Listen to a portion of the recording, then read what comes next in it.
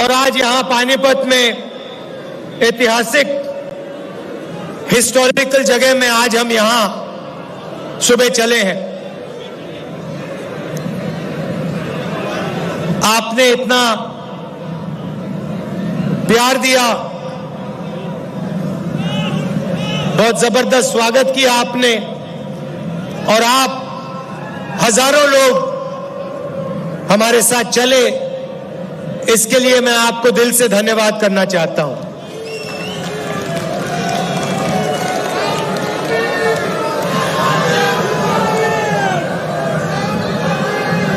भाइयों और बहनों, एक सवाल शुरू करने से पहले एक सवाल है मेरा। हिंदुस्तान की आबादी कितनी है? कितनी आबादी है? सुनाई नहीं दे रहा। कितने लोग रहते हैं देश में?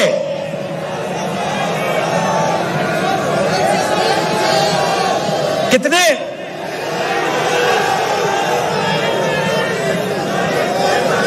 140 क्या? 140 करोड़। अच्छा, एक बात बताइए, ये स्टेज पे कितने लोग बैठे हैं? 100, तकरीबन 100 लोग हैं ना। अब मैं आपको थोड़ा सा देश की जो आर्थिक स्थिति है उसके बारे में बताना चाहता हूं। देश की आबादी 140 करोड़ रुपए, 140 करोड़ लोग, ठीक है? पहला नंबर याद रखिए, 140 करोड़। अच्छी तरह सुनो। अब दूसरा नंबर याद रखिए, 100। अब मजे की बात सुनिए, हिंदुस्तान में, नहीं शांत हो जाइए क्योंकि मैं गहरी बात बोल रहा हूं। देखिए, स्टेज पे 100 लोग, देश में 140 करोड़ लोग। आज के हिंदुस्तान में जितना धन आधे हिंदुस्तान के हाथ में है, उतना धन हिंदुस्तान के सबसे अमीर 100 लोगों के हाथ में है।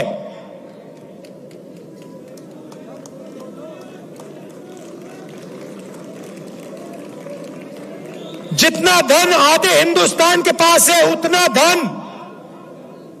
हिंदुस्तान के सबसे अमीर 100 लोगों के हाथ में है।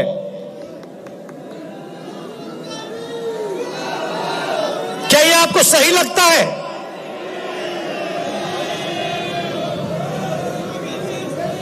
क्या आपको इसमें न्याय दिखाई देता है?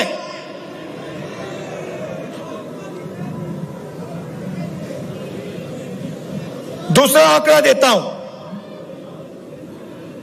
हिंदुस्तान की, अगर आप सारी की सारी कंपनियों का मुनाफा देखें, सारी की सारी कॉरपोरेट कंपनियों का मुनाफा देखें, तो 90% मुनाफा सिर्फ 20 कंपनियों के हाथ में है।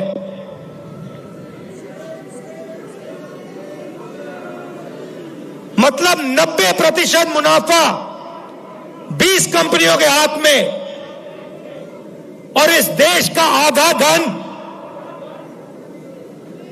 100 लोगों के हाथ में। यह है नरेंद्र मोदी जी के हिंदुस्तान की सच्चाई।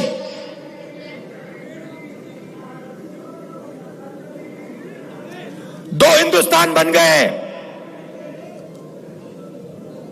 एक किसान, मजदूर, छोटे दुकानदार, बेरोजगार युवा, इनका, इसमें करोड़ों लोग रहते हैं।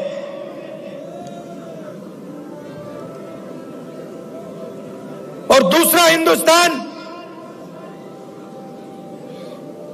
200-300 लोगों का हिंदुस्तान, 200-300 लोगों के हिंदुस्तान के पास पूरा का पूरा धन, आपके पास कुछ नहीं।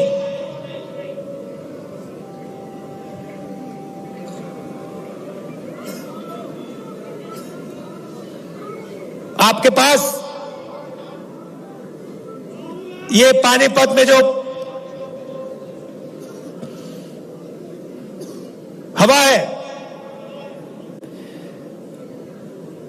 जिसमें आप सांस नहीं ले सकते, वो है आपके पास।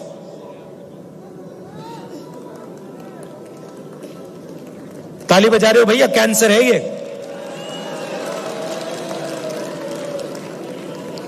आपको भी हो रहा है, सबको हो रहा है। अच्छा, पहले क्या था? पहले ये जो आपका शहर है स्मॉल और मीडियम इंडस्ट्री का सेंटर था। यहां पे हजारों छोटे बिजनेस चलते थे, लाखों लोगों को रोजगार मिलता था।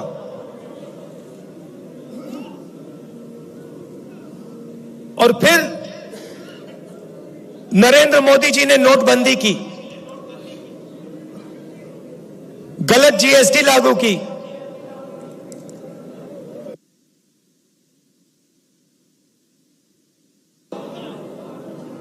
मुझसे बेहतर ये दो पॉलिसियां नहीं थी, नोटबंदी और जीएसटी पॉलिसियां नहीं, छोटे स्मॉल और मीडियम बिजनेस वालों को खत्म करने के हथियार। और ये सिर्फ पानीपत में नहीं हुआ, हरियाणा में नहीं हुआ, ये पूरे देश में इन दो हथियारों ने जो देश को रोजगार देते थे, स्मॉल और मीडियम बिजनेस जो चलाते थे, इन दो हथियारों ने उनकी रीढ़ की हड्डी तोड़ दी, उनको खत्म कर दिया। और आज 21वीं सदी में हरियाणा बेरोजगारी का चैंपियन है। आपने सबको पीछे छोड़ दिया बेरोजगारी में। कितना भैया? 38%।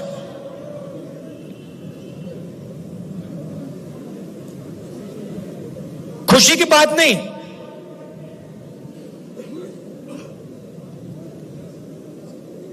हरियाणा का जो युवा है, युवा शक्ति है, सारी की सारी जाया हो रही है।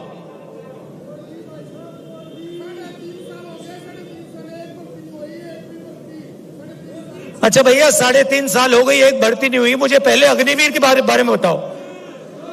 ये अग्निवीर योजना मुझे पहले समझा दो, ये है क्या? भर्ती की बात करनी है तो अग्निवीर की बात करो।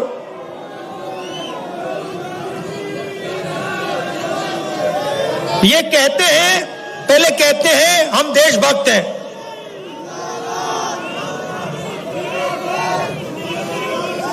कहते हैं बीजेपी वाले लोग कहते हैं हम देशभक्त हैं। मुझे इनकी देशभक्ति समझाओ। हिंदुस्तान में लाखों लोग, हाँ लाखों युवा सुबह उठ के 4 बजे,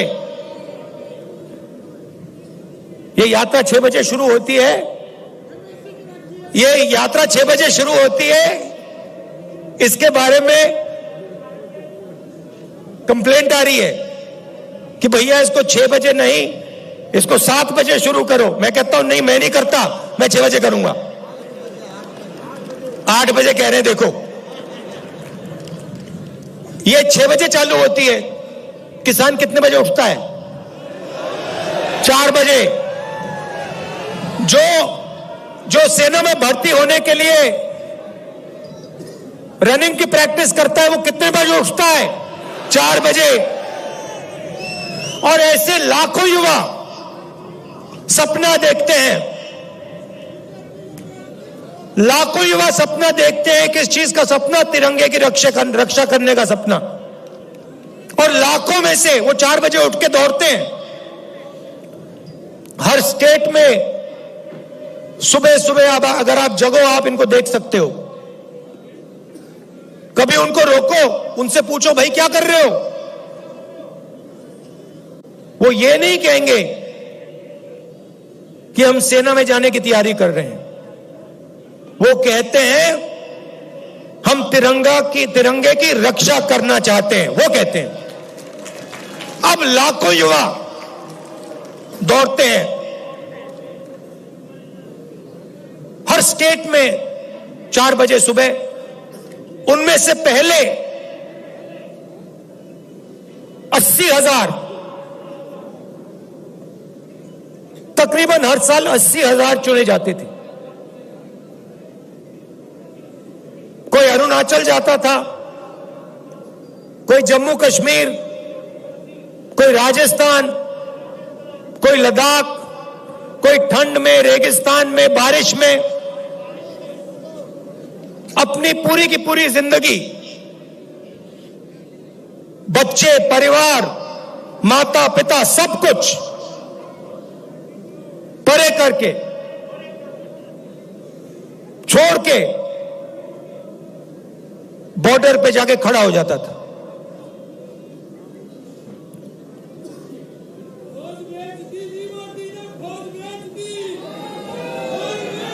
नहीं, सुनो, बात सुनो। वो बॉर्डर पे खड़े होते थे, वहां पे तूफान आ जाए, बर्फ गिर जाए, गोली लग जाए, बम फट जाए, कुछ नहीं।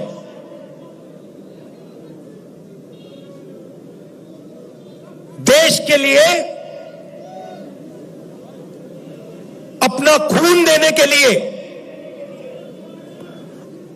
80,000 युवा हर साल सेना में भर्ती होते थे। अब उनको पहले सेना क्या देती थी? सबसे पहले सेना उनसे कहती थी, देखो एक दिन ऐसा आ सकता है जब आपको हिंदुस्तान के लिए लड़ना पड़ेगा, शायद आपको शहीद होना पड़ेगा, मगर हम आपको एक बात की गारंटी देंगे कि दुनिया में सबसे बेहतर ट्रेनिंग हिंदुस्तान की सेना को, वायुसेना को, नेवी को हम देंगे। यह पहला वायदा हुआ करता था। यह पहला वायदा हुआ करता था उन 70,000 युवाओं।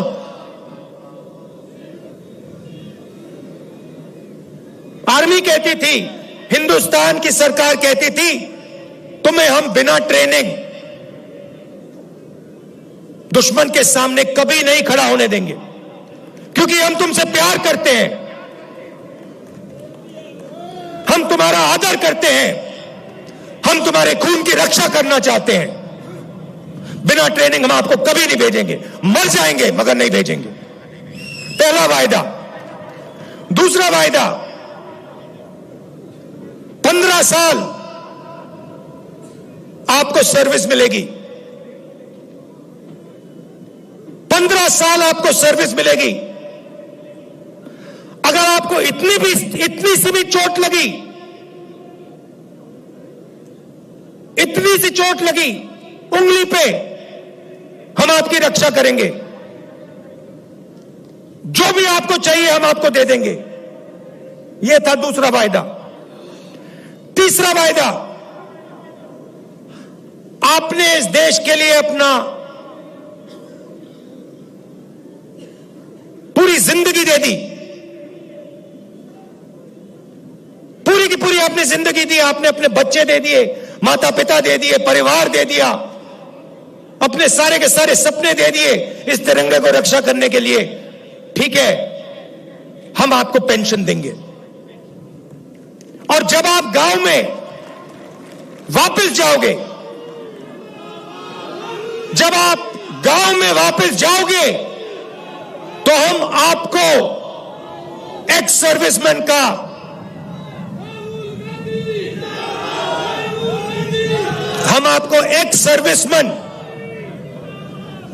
कह के हम आपको गांव भेजेंगे कि आपको वहां पे, चाहे आप शहर में रहो चाहे आप गांव में रहो, जब हिंदुस्तान की बाकी जनता आपकी ओर देखे, वो कहे कि इस व्यक्ति ने वो किया जो मैंने नहीं किया, इस व्यक्ति ने अपनी जिंदगी इस देश को दी,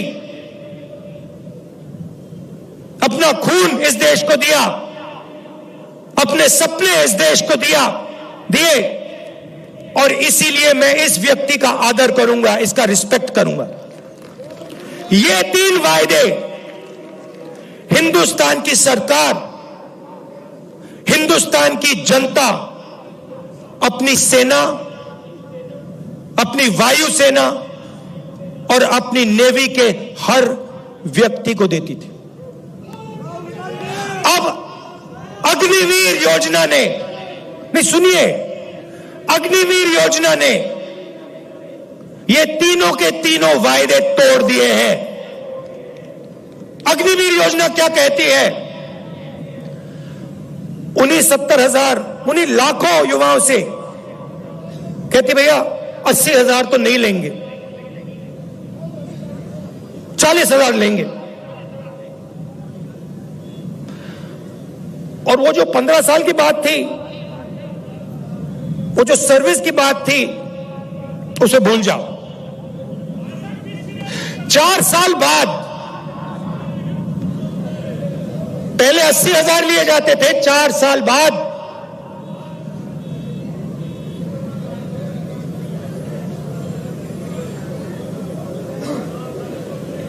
4 साल बाद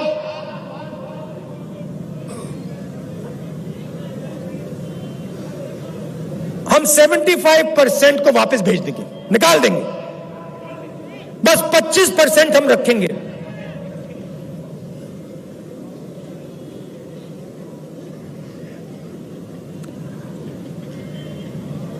% को हम रखेंगे, बाकी को हम छोड़ देंगे। आप लोग जाइए,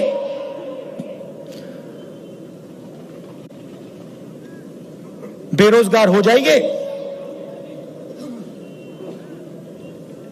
अच्छा, जो पहले हम ट्रेनिंग देते थे, जो सैनिक को तैयार करने में 5, 10, 15 साल लगते हैं, मिसाइल चलाने में, रॉकेट चलाने में, हथियार को ठीक से चलाने में जो टाइम लगता है उसको भूल जाइए। सिर्फ 6 महीने की ट्रेनिंग की जरूरत है। 4 साल बाद घर वापसी। तो ये वायदे नरेंद्र मोदी जी ने और बीजेपी ने तोड़े हैं। जब मैं ये बात उठाता हूं तो कहते हैं मैं सेना के विरोध बात कर रहा हूं। मैंने बोला था, प्रेस के मित्र हैं, ये भी उनकी बात करते हैं कि देखो भैया, समझ गए आप, मैं सेना की बात उठा रहा हूं। मैं कह रहा हूं कि 15 साल आप सर्विस देते थे, 80,000 युवाओं को देते थे,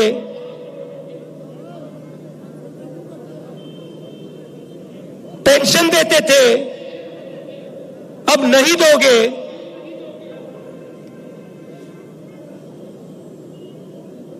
पहले ट्रेनिंग देते थे, सालों के लिए ट्रेनिंग देते थे, अब 6 महीने की ट्रेनिंग दोगे। अग्निवीर योजना वो लाए और मैं सेना के खिलाफ बात कर रहा हूं। मैं सेना की रक्षा कर रहा हूं, मैं सेना का आदर कर रहा हूं,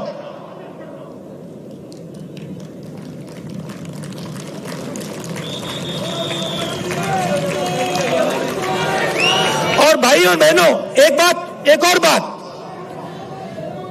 जब वो युवा सड़क पे दौड़ते हैं, लाखों दौड़े, जब उन्होंने सरकार से कहा, सरकार से कि भैया ये अग्निवीर योजना हमें अच्छी नहीं लगी, हम आर्मी में देश की रक्षा करना चाहते हैं, तो फिर सरकार ने क्या किया आप जानते हो? सरकार ने कहा कि इनके अगर चेहरे कैमरा पे आ गए, जो धरना दे रहे थे, अगर इनके चेहरे कैमरा पे आ गए तो इनको कोई सरकारी नौकरी नहीं मिलेगी। और धमकाया उनको कि बाहर मत आओ, अग्निवीर के बारे में सच्चाई मत बोलो, नहीं तो तुम्हें सरकारी रोजगार नहीं मिलेगा। मैं चला हूं, 3000 किलोमीटर चला हूं, वो सारे के सारे युवा मुझसे मिल रहे हैं, सारे के सारे कह रहे हैं कि हमारा सपना तोड़ दिया, हमारा भविष्य बर्बाद कर दिया। छुपाई नहीं जा सकती बात। हरियाणा 10%, सेना को 10% हरियाणा लोग देते हैं, आप देते हो। हरियाणा का हर युवा जानता है, अग्निवीर का मतलब हर युवा जानता है, हर सैनिक जानता है।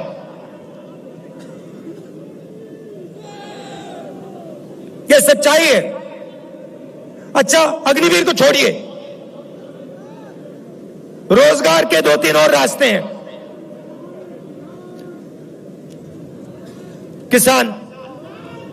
किसान के लिए अग्निवीर योजना, वो 3 काले कानून थे। जो सेना के लिए अग्निवीर है, वो किसानों के 3 कानून थे। सारे के सारे किसान खड़े हो गए, काले कानूनों के खिलाफ खड़े हुए, आप सब खड़े हुए, हम खड़े हुए, याद है आपको? और जब किसान खड़े हुए, नरेंद्र मोदी जी ने क्या कहा? गलती हो गई, मुझसे गलती हो गई, नरेंद्र मोदी जी कहते हैं, गलती हो गई।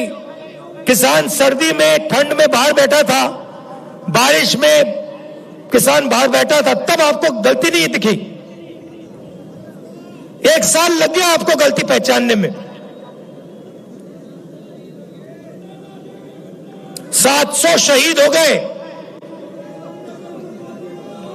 किसानों को उग्रवादी बताया था, यह सच्चाई है। नहीं भैया, देखिए, चाय बेचने वाले बहुत जानते हैं, चाय बेचने वाले बहुत कुछ जानते हैं।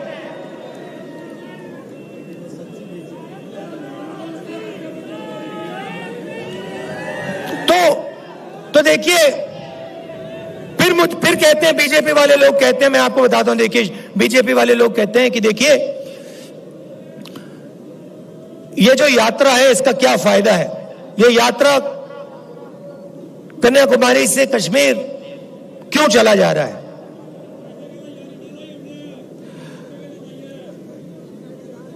भारत जोड़ो यात्रा क्यों की जा रही है? मैं आपको बताता हूं। क्योंकि इन्होंने पूरे देश में डर और नफरत फैलाने का काम किया है। जहां भी ये जाते हैं, चाहे वो नोटबंदी हो, गलत जीएसटी हो, इनकी सब योजनाएं डर फैलाती हैं। डर फैलाते हैं और फिर उस डर को नफरत में बदल देते हैं। तो सबसे पहले भारत जोड़ो यात्रा ने इस नफरत के खिलाफ, डर के खिलाफ एक दूसरा रास्ता दिखाया है। इस यात्रा में कोई नफरत नहीं है, आपको नहीं दिखेगी, ढूंढ लो। यहां पे सब हिंदुस्तानी चल रहे हैं। मुस्लिम, सिख, ईसाई, सब, हर जात के लोग, हर धर्म के लोग, हर भाषा बोलने वाले लोग एक साथ चल रहे हैं, प्यार से चल रहे हैं, मोहब्बत से चल रहे हैं। कोई गलत बात नहीं बोल रहा है। कोई गिरता है तो कोई सवाल नहीं पूछता, भैया तुम्हारा धर्म क्या है, तुम्हारी जात क्या है, ना, एकदम उठा देते हैं, मदद करते हैं। सारे रास्ते में, हर स्टेट में जब हमारे लोगों को चोट लगती है, कोई ना कोई उनकी मदद करता है। आम जनता खाना देती है, पानी देती है, मदद करती है। ऐसा हिंदुस्तान हमें चाहिए। मैंने बोला, उन्होंने पूछा क्या कर रहे हो? आपके नफरत के बाजार में मोहब्बत की दुकान खोल रहा हूं।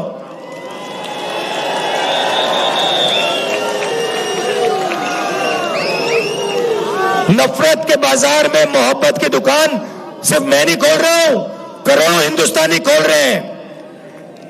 आप लोग खोल रहे हो। ये देखो, मैं टी शर्ट पहना हूं, ये तो शर्ट भी नहीं पहने।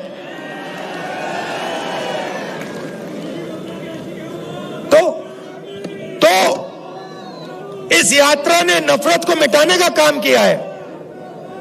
मेरे पास कुछ दिन पहले एक आदमी आए, मेरे साथ चले, कहते हैं राहुल जी मैं आपको कुछ कहना चाहता हूं। मैंने कहा क्या? कहता है मेरे भाई के साथ मेरी लड़ाई थी,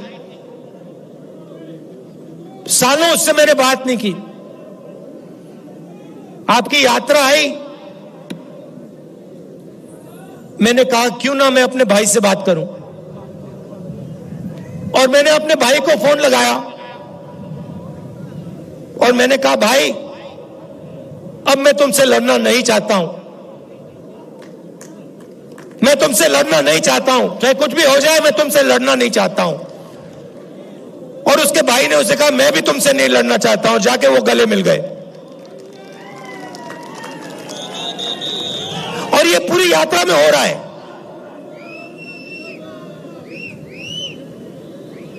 बहुत सारे लोग मेरे पास आए। मेरा पुराना मित्र था, उससे मैं लड़ गया, मैंने उससे दोस्ती कर ली। मेरा भाई था, मैंने उससे दोस्ती कर ली।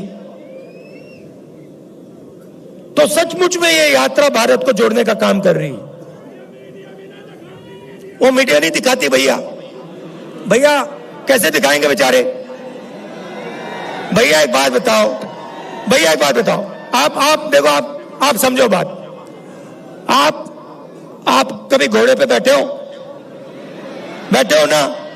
घोड़े पे लगाम होती है ना, अगर आप लगाम को इधर करोगे तो उधर जाएगा ना वो, अगर उधर करोगे उधर जाएगा ना वो।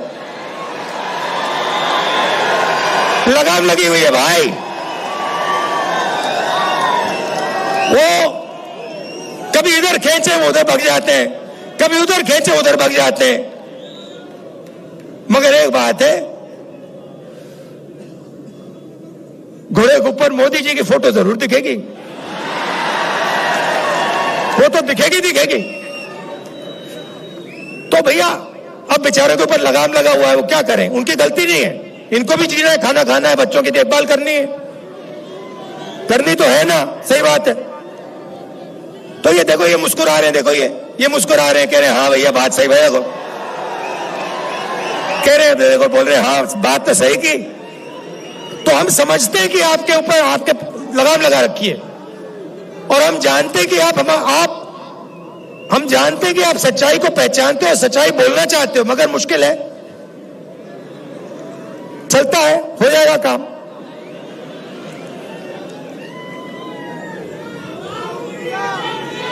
तो दूसरी बात, भारत जोड़ो यात्रा का दो और लक्ष्य हैं। एक, नफरत के खिलाफ खड़ा होना।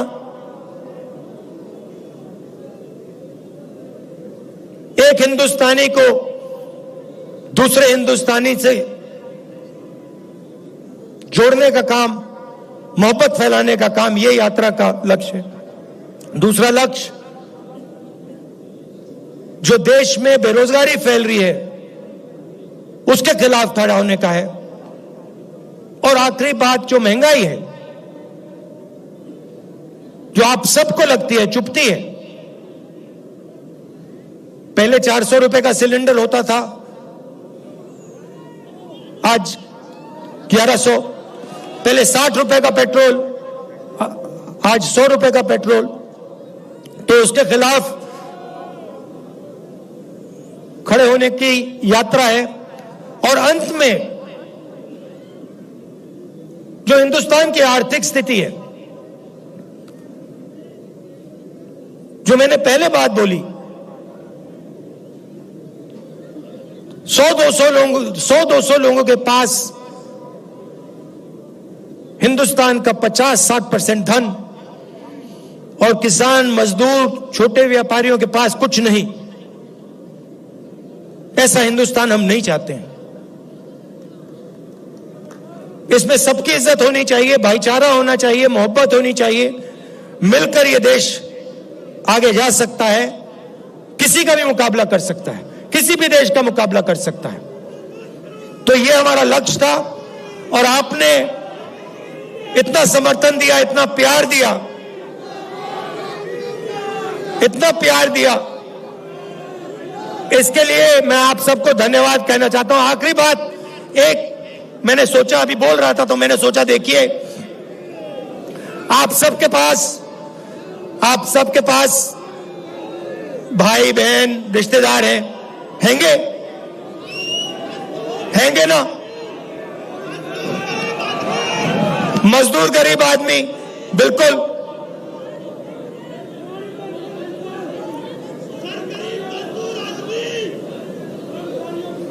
उस गरीब मजदूर आदमी के बारे में, उसके बारे में बोलूं, न्याय योजना का नाम सुना आपने? 2019 में हम एक योजना लाना चाहते थे, न्याय योजना। हर गरीब व्यक्ति के बैंक अकाउंट में 72,000 रुपए साल के सीधा बैंक अकाउंट में, गरीब मजदूरों के बैंक अकाउंट में, गरीब किसानों के बैंक अकाउंट में, सबके बैंक अकाउंट में। तो अगर हमारी सरकार आएगी तो हम ये योजना लाएंगे। हाँ,